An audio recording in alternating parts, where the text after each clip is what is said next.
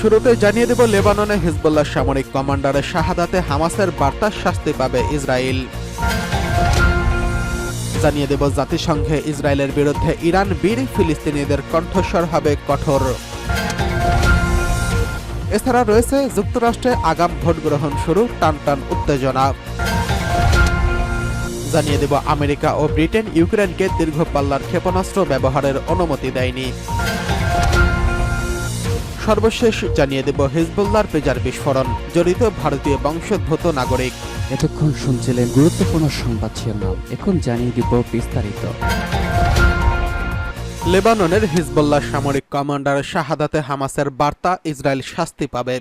দখলদার ইসরায়েলে হামলায় লেবাননে ইসলামী প্রতিরোধ আন্দোলন হিজবুল্লাহ শীর্ষস্থানীয় কমান্ডার ইব্রাহিম আকিলের শাহাদাতের ঘটনায় শোক ও সমবেদনার বার্তা জানিয়ে দিয়েছে ফিলিস্তিনের ইসলামী প্রতিরোধ আন্দোলন হামাস। সংগঠনটির বিবৃতিতে বলা হয়েছে, শহীদ ইব্রাহিম আকিল সহ সব শহীদদের রক্ত ইহুদিবাদী ইসরায়েলের বিরুদ্ধে আগুনের লেলিহান শিখা হয়ে উঠবে এবং দখলদার ইসরায়েল তার কর্মের শাস্তি পাবে।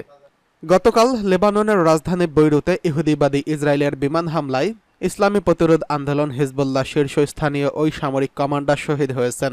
হামাসের বিবৃতিতে ইব্রাহিম আকিলকে আল কুদসের শহীদ হিসেবে আখ্যায়িত করে বলা হয়েছে, লেবাননে ইসলামী প্রতিরোধ আন্দোলনের ভাইদের বীরত্বপূর্ণ আত্মত্যাগ ও ঐক্যের গুরুত্বকেই তুলে ধরছে। গাজা তথা ফিলিস্তিনি জনগণের প্রতি সমর্থন জানিয়ে লেবানিরা যে সংগ্রাম চালিয়ে যাচ্ছে তা অত্যন্ত প্রশংসনীয় বলে বিবৃতিতে মন্তব্য করা হয়েছে। 7 অক্টোবর থেকে ইহুদিবাদী ইসরায়েল গাজা উপত্যকায় বর্বর আগ্রাসন এবং গণহত্যা শুরু করলে হিজবুল্লাহ যোদ্ধারা গাজাবাসীর সমর্থনে এবং লেবাননের বিরুদ্ধে ইসরায়েলের আগ্রাসনের বিরুদ্ধে প্রতিশোধমূলক হামলা শুরু করবে। এই ধারা এখনও অব্যাহত রয়েছে। এদিকে জাতিসংঘে ইসরায়েলের বিরুদ্ধে ইরান বীর, ফিলিস্তিনিদের কণ্ঠস্বর হবে কঠোর।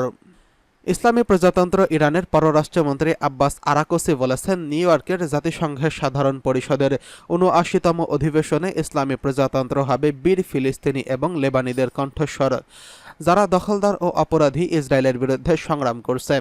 লেবাননের ইসলামী প্রতিরোধ আন্দোলন হিজবুল্লাহর মহাসচিব সৈয়দ হাসান নাসারুল্লাহ লেখা এক চিঠিতে এই কথা বলেছেন তিনি। আরাকচি বলেন, জাতিসংঘের সাধারণ পরিষদের ৭৯তম অধিবেশনে অংশগ্রহণের জন্য নিউ ইয়র্ক শহরে আসার পর আমি আগ্রাসী এবং অপরাধী ইহুদিবাদী ইসরায়েল সরকারের বিরুদ্ধে ফিলিস্তিনি এবং লেবাননের বীর জনগণের কণ্ঠস্বর হওয়াকে আমার ইসলামী ও মানবিক কর্তব্য বলে মনে করছি। তিনি আরও বলেন, পৈশাচিক ও রক্তপিপাসু তেল আবিব সরকার তার সাম্প্রতিক অপরাধ এবং সন্ত্রাসবাদের জন্য জঘন্য ও ভয়ঙ্কর পন্থা অবলম্বন করে মানুষ হত্যার মাধ্যমে আবারও প্রমাণ করছে যে তারা কোনো আন্তর্জাতিক মান ও বিধিবিধান মানে না। আঞ্চলিক ও আন্তর্জাতিক শান্তি ও নিরাপত্তাকে হুমকির মুখে ফেলে তারা অবৈধ ও দখলদারিত্বের লক্ষ্য অর্জন করতে চায়।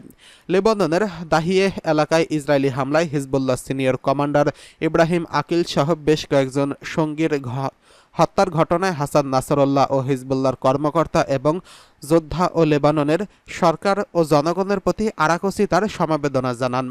গতকাল ইব্রাহিম আকিল ইসরায়েলের বিমান হামলায় শহীদ হয়েছেন।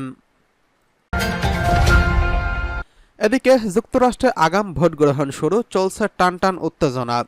যুক্তরাষ্ট্রের প্রেসিডেন্ট নির্বাচনে এখনও ৪৩ দিন বাকি, তবে নির্বাচনী লড়াই ইতিমধ্যে উত্তেজনা ছড়িয়ে পড়েছে। দেশটির কয়েকটি অঙ্গরাজ্যে আগাম ভোট গ্রহণ শুরু হয়েছে, যেখানে ভোটাররা সরাসরি ভোট দিচ্ছেন।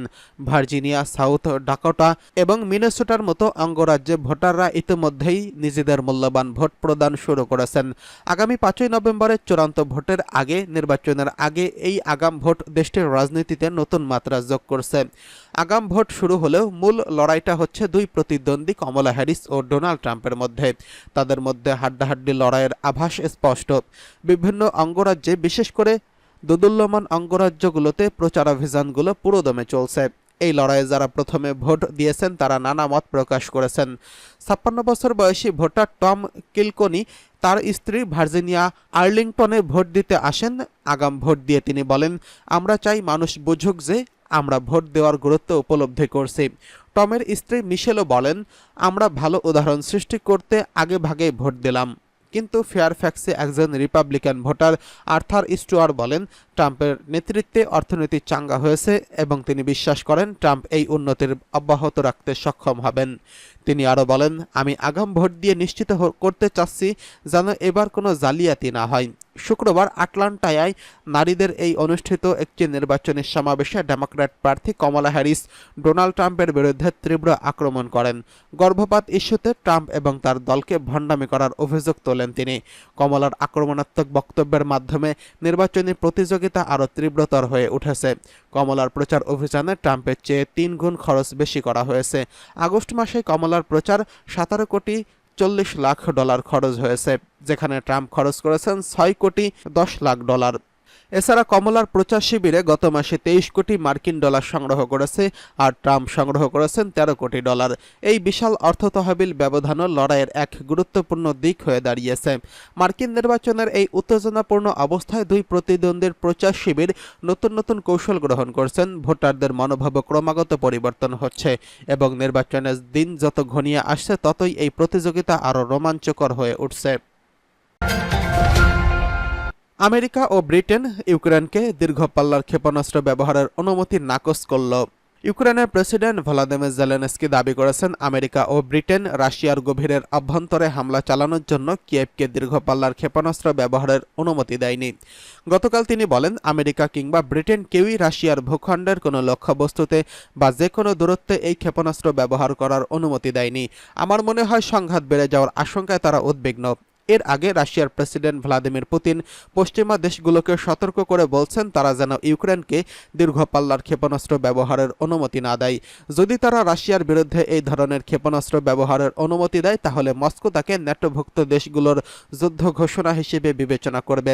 গতকাল জেলেনস্কির দীর্ঘ পাল্লার ক্ষেপণাস্ত্র ব্যবহারের অনুমতি না দেওয়ার কারণে পাশাপাশি তিনি দাবি করেন, পশ্চিমা মিত্ররা ইউক্রেনকে সামরিক সহায়তা দেওয়া বাড়িয়েছে যাতে রাশিয়ার সেনাদেরকে দনবাস এলাকা থেকে দূরে রাখা যায়। পশ্চিমাদের সামরিক সহায়তা বৃদ্ধির ঘটনায় উচ্ছ্বাস প্রকাশ করেন জেলেনস্কি। এদিকে হিজবুল্লাহর পেজার বিস্ফোরণ জড়িত ভারতীয় বংশোদ্ভূত রবিনসন। লেবাননে পেজার বিস্ফোরণের ঘটনায় নাম জড়িয়েছে ভারতীয় এক বংশোদ্ভূতের। তার নাম রিনসন হোসে। 37 বছর বয়সী এই যুবকের জন্ম কেরালায়, পড়াশোনাও করেছেন কেরালায়। পরবর্তীতে তিনি নরওয়ে চলে যান।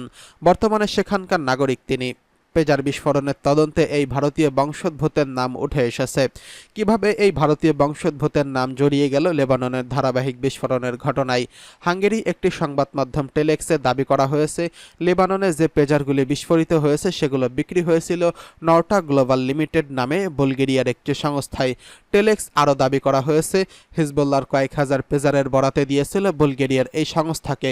ঘটনাচক্রে বুলগেরিয়ার এই সংস্থাটির কর্ণধর আবার রিনসন, আর এখান থেকে সন্দেহে তদন্তকারীদের। তাহলে কি এই ঘটনার সঙ্গে ভারতীয় বংশোদ্ভূতের সরাসরি কোনো যোগ রয়েছে? এমন প্রশ্ন জোরালো হতে শুরু করেছে। দ্য এই তথ্য বলেছে যে বুলগেরিয়ার সংস্থার সঙ্গে লেবাননের পেজার বিস্ফোরণের নাম জড়িয়ে যাওয়ায় সেখানেও তোলপাড় চলছে। সেই দেশের নিরাপত্তা সংস্থা ডিএনএস বৃহস্পতিবারে ঘোষণা করছে যে কিভাবে বুলগেরিয়ার সংস্থার নাম জড়িয়ে গেল তা খতিয়ে দেখা হচ্ছে। সিবিএস নিউজের প্রতিবেদন বলছে, 2022 সালের এপ্রিলে নর্টা গ্লোবাল লিমিটেড নামে সংস্থাটি বুলগেরিয়ার ছাড়পত্র দেওয়া হয়। এই সংস্থাটির কর্ণধর নরওয়ের নাগরিক, যিনি ঘটনাচক্রে আবারও ভারতীয় বংশোদ্ভূত।